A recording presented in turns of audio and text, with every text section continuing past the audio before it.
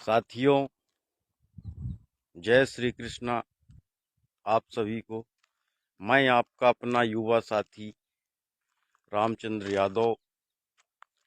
कई दिनों से हम देख रहे हैं कि राम मंदिर पर सभी के अपने अपने विचार और विमर्श सामने आ रहे हैं। तो हमने भी सोचा कि आप सभी लोगों से कुछ विचार साझा किए जाएं, आपके सामने विचार प्रस्तुत किए जाएं। तो हम आइए स्वामी विवेकानंद जी की एक पंक्ति से शुरुआत करेंगे। सारा सार आपको इसी में समझ में आ जाएगा, अगर अंधभक्त नहीं है तो। स्वामी विवेकानंद जी ने कहा था कि भूख से मरती जनता को धर्म का उपदेश देना महापाप है। तो आप खुद सोचिए कि जिस देश की जनता, जिस देश की आधे से अधिक आबादी 5 किलो राशन के लिए लाइन में लगती हो, 5 किलो राशन से आधी आबादी पलती हो, इस घड़ी में, इस वक्त में क्या उन्हें धर्म का उपदेश देना उचित है? कौन सी सनातन की ये लोग बात करते हैं?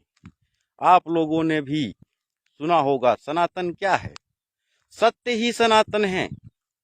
जो हमारे सतयुग, द्वापर, त्रेता युग में संत तपस्वी हुए, उन्होंने ये कहा, उन्होंने अपने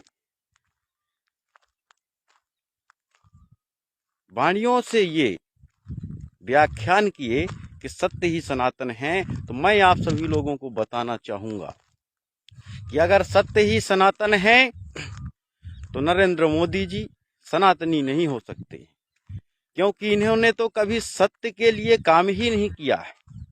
जितना भी काम किया सब असत्य ही किया है।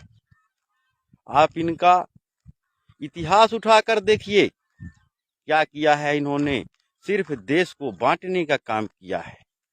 जाति, धर्म, समुदाय में, संप्रदाय में लोगों को बांटने का काम किया है। क्या आप इन्हें सनातनी मानेंगे? आज जितने भी खुद को जगत गुरु, विश्व गुरु, स्वयं को भगवान बताते हैं, क्या ये लोग सनातनी हो सकते हैं? आज जिस तरह से देश की जनता पीड़ित है, उनका ध्यान कौन देगा? क्या यही राम राज्य है? अगर आप लोग सनातन को मानने वाले लोग हैं, तो क्या राम राज्य में ऐसे ही होता था कि प्रजा पूरी तरह से प्रताड़ित होती थी, परेशान होती थी और राजा अपनी मस्ती में मगन होता था? ये लोग सनातनी नहीं हैं। ये सिर्फ देश को विभाजित करने का काम कर रहे हैं। हमारी भी आस्था है, हमारे भी भगवान हैं। जब सारे काम आप करेंगे तो हम क्या करेंगे? बताइए, आप लोगों ने क्या कभी सोचा आज देश के हालात क्या हैं? सिर्फ और सिर्फ जब से भारतीय जनता पार्टी की सरकार देश में आई है, तो ये लोग कहीं जाति के नाम पे लड़ाते हैं, तो कहीं धर्म के नाम पे लड़ाते हैं, तो कहीं संप्रदाय के नाम पे लड़ाते हैं। ये सिर्फ और सिर्फ देश को विभाजित करने का काम कर रहे हैं।